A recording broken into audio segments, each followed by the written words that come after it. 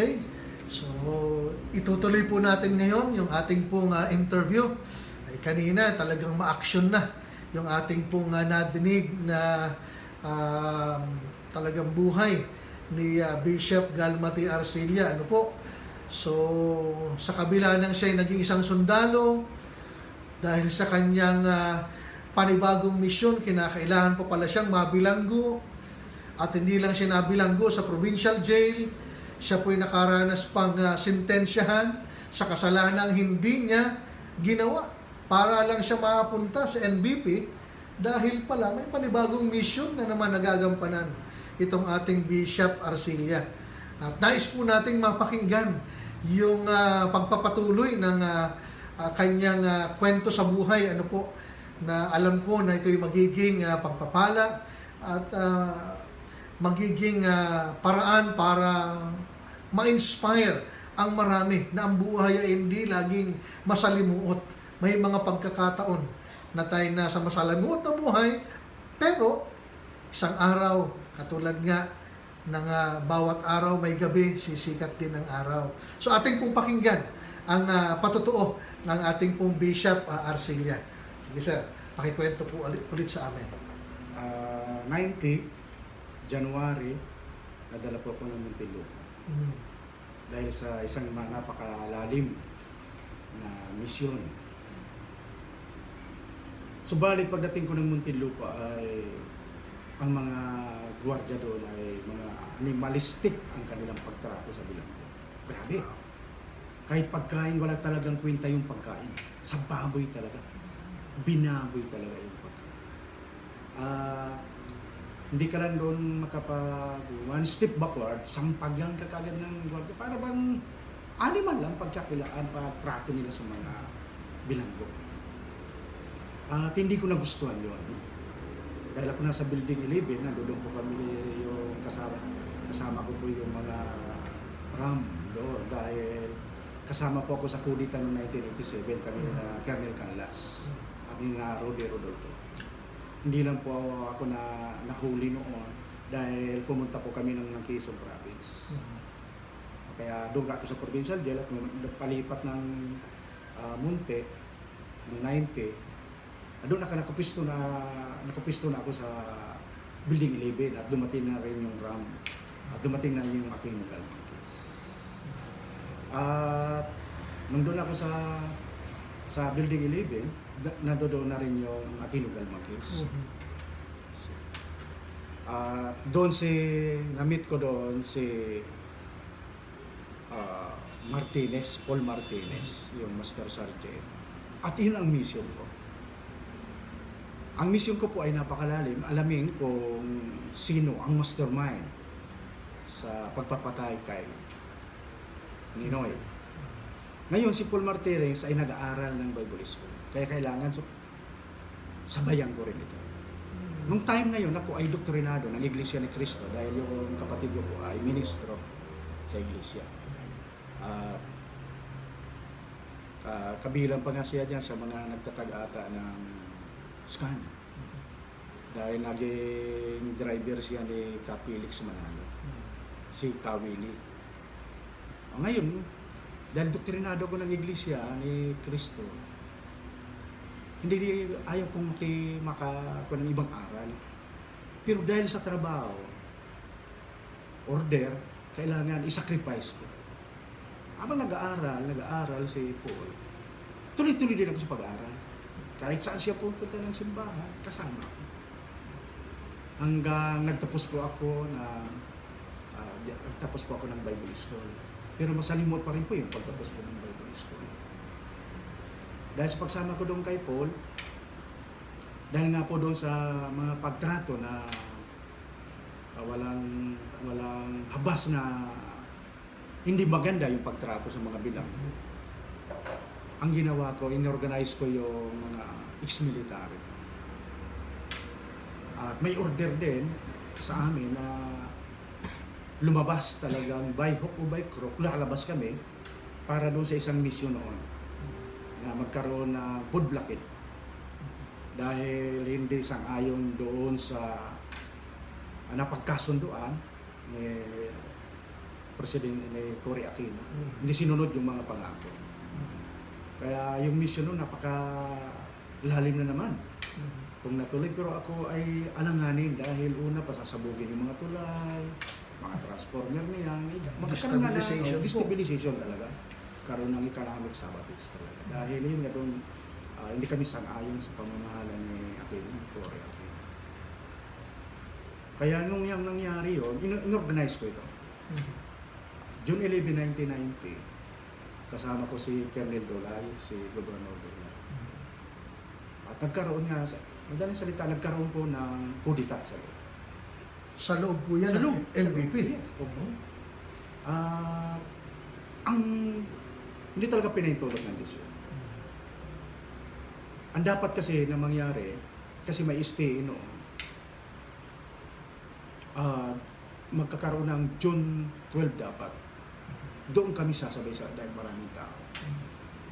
Pero dahil doon sa pamamahala na hindi maganda, kasi pag alimbawa maganda ang asawa mo, no, gagawa itong mga paraan na ito, itong mga jail guard nito, na mabartulina ka, pero hindi alam yan ng mga nakakataas. Mm. Mabartulina ka para makuha nila yung asawa. Ganon ang sistema. At nakita ito ni Ruben Orsabia, yung inspector na yun ang gumagawa. Ito ay si Inspector Nicolas. Nung time na yun, ipinasa ka agad sa akin yung 45. At yung isang kasama, nakita ko, pinutokan na kaagad si Nicolas at saka sinaksak. No choice na, siyempre makipagbarilan ka na. Nung time na yon, may ante-anting pa ako, kaya kitang-kita nila na talagang tumatama sa katawan ko yung bala. Talagang hindi ako tinatama. Eh naubos na yung bala ko dahil pipito lang eh. Siyempre, kikipagbarilan ka. Ayun, pinasa ko doon sa isang kasama namin, yung baril. Tumakbo ako doon sa parang barong-barong, ito yung Bible Center na nagpapastor, si Pastor Lucas Ganatan. Sumama ako doon at saka yung isang inmate, sabi ko may t-shirt ka niya kasi butas-butas yung damit ko eh. Sabi niya, mayroon. Then may prayer meeting doon. Sumama ako sa prayer meeting, nung may damit na ako, nandiyan na yung mga gwardiya. Sabi niya, saan dito yung tumakbong ka? Bilanggo. Na involved sa kudita. Sabi niya, sir, sabi niya, wala eh. Ay, ako hindi pa naman noon, hindi pa ako po naginoon. Tumataas din ako ng kamay. Pero sinisilip ko, tinitingnan ko yung Yung mga gwardya. mga gwardiya. Patapos, kinakabahan ako, di may lumapit na isa. Ako, dadamputin ata ako, pero grabe na kabarin ng kaba ko. Maya, umalis. Pag alis nila, uwi na eh, dahil yun nga, nagkaroon na ng barilan na doon. Yung ibang mga kasama ko, ubos na, patay na. Dalawa lang kami natira. Si Calcis, yung may tama sa tiyan. Yun na nabuhay na lang. Dalawa kami. Tapos, ito sa Building 3, pumunta ako ng Building 3 dahil bahala na gang. Mga Bicol yung mga nandoon. Talagang kalooban din ng Diyos. Hindi ako binigay kasi kinukuha ako ng gwardiya. Sabi niya, mayroong pumasok na isa dyan, surrender nyo. Sabi ng commander, ng bahala na lang, hindi namin ito bibigay, sir, kasi gabi na, kahit anong mangyari. Sabi niya, madadamay kayo, willing kami, sir. Laban kami. Kasi itong bahala na gang, ito nagpasabog din ng granada dyan. Talagang laban sila. Talagang ibang klase itong bahala na. Kaunti lang nila, pero may prinsipyo nila. Doon ako. Hindi ako binigay. Umaga na nung ibinigay ako. Sabi niya, pagbalik lang isang umaga, bigay namin. Ay may reporter. Tinanong ako bakit kami nag-alsa. Na-interview ako noon. Sabi ko kung bakit kami nag-alsa dahil sa pagtrato dito sa amin na makahayop na pagtrato. Pag limbawa, nasaksa ka doon, bibigyan ka pa resitamol. Ganun. Ngayon, nung pa na yun, sa Bartolina ako din. In short, umabot ako mahigit na mga 6 na buwan. Kasi December na ako lumabas ng Bartolina. mahirap doon sa Bartolina. Dahil hindi ka pwede humiga. Maliit lang siya Maliit po. lang, doon ka lahat. Mm. Ngayon, kinadinahan ako. Ako ang yung una't huli na. Sa akin na nagawa kasi yung pumasok na yung human rights. Kadina ko, yung kadina, 5 kilos. Tapos yung bula, 10 kilos. Ang bigat. Mahirap. Nakaklam ako nakaklam. Mm. Ang hirap. Hirap ng kalagayan. Siguro, abot na siguro ng mga 5 months yun. May bumisita sa akin mag-asawa. Mm. May papel sila na galing sa DOJ dahil incommunicado, pwede kausapin. Sabi sa akin, agad ni Sister Malo. Sabi niya, Brad, mahal ka ng Panginoon. Sabi ko, hindi totoo yan. Hindi totoo may Diyos. Dahil kung may Diyos, bakit hinayaan pa na madala kami ng bilangguan? Na samantalang ang pinaglalaban namin, mabago ang bulok na sistema ng gobyerno. Mm. Bakit kailangan pa kami mabilanggo? Bakit kailangan pa may mga mamatay? Sabi ko, umalis na kayo, hindi totoo yan ng Diyos. Pero binigyan niya ko ilustrasyon. Kasi maliit lang yung kwento. Mm. Siguro, excuse. Sabi niya, Brad, nakikita mo yung rus na yun, napakaganda. Pero paglaon yan, malalanta niya, babagsak yan sa lupa. Ganon kayo ngayon. Laman ng pahayagan, telebisyon, radyo, na mga ramboys kayo, matatapang kayo, na gusto magbago ng bulok na sistema ng gobyerno. Sabi niya, pag hindi ka nagsisi, di mo tinanggap si Kristo, impyerno ang bagsak. Lalong nagalit ako. Sabi ko, kung ganyan man lang, umalis na. Umalis kayo. Pero sabi niya, ilagay mo ito sa isip mo. Sinugo kami ng Diyos dito. Pag kinilala mo siya, tinanggap mo bilang Panginoon at sarili mong tagapagligtas, magkakaroon ka ng bagong Kristo. Mm. Yun ang sabi niya po. Magkaroon daw ng bagong buhay kay Kristo. Sabi ko, hindi totoo yan. Umalis kayo rito. Dating ng gabi, chinalis ko yung Diyos. Sabi ko, O Diyos, kung ikaw makapangyarihan sa labas, palabasin. Kung ikaw makapangyarihan sa lahat, palabasin mo ako rito. Mag-aaral ako ng Bible School. Kasi may Bible School po sa loob. Yung Bible Center nga, yung... Yun nga po yung natakbuhan niya. O, natakbuhan ko po.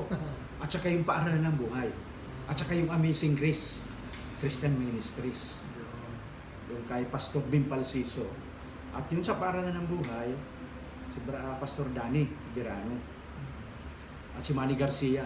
Ngayon, si Mami Olga ang pinakangko dito sa Four Square. Mm. Now, nung chinalis ko ang Diyos, sabi sa akin mga kasama ko, buwang na si Arcelia. Hinahamon na ang Diyos. Kinaumagahan, dahil decide talaga ko na magbagong buhay. Kinaumagahan,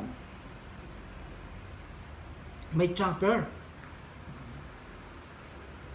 Akala ko kung galing Malacanang. Inabisuan lang si Gobernador Dulay. Sabi niya, Sir, magandang umaga, Gobernador Dulay. Kayo, ihanda mo yung mga gamit mo, dadalhin ka sa Sablayan. Dinala si Gobernador Dulay sa Sablayan. May chopper. Yan naman.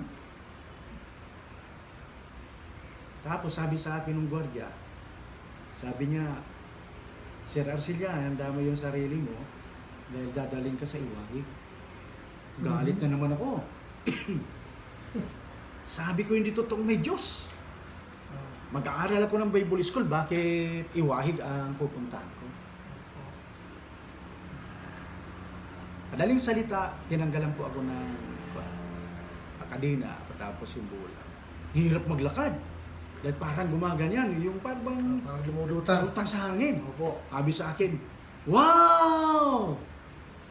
Umarte na naman si Arcelia! Sabi yung mga tao. Ang lahi.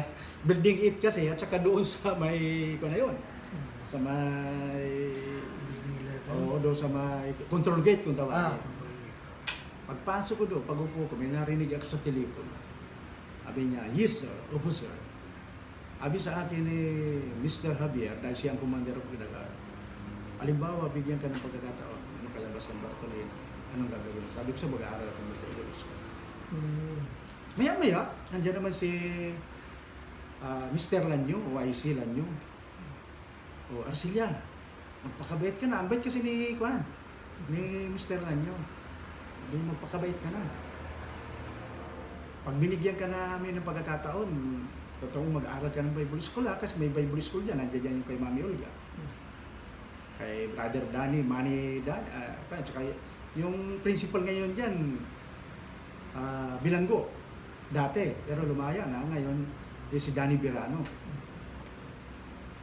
Sabi ko, asahan niyo po mag-aaral talaga. Gusto ko talaga magbago.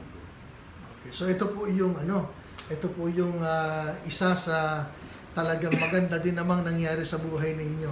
Apo. Mula sa Bartolina, kayo po ay nag-decide na pumasok sa Bible School kung sakaling bibigyan kayo ng pagkakataon. Opo. So itutuloy po natin ang ganyang kasaysayan sa buhay po ninyo at tayo po ay magpo-post muna saglit.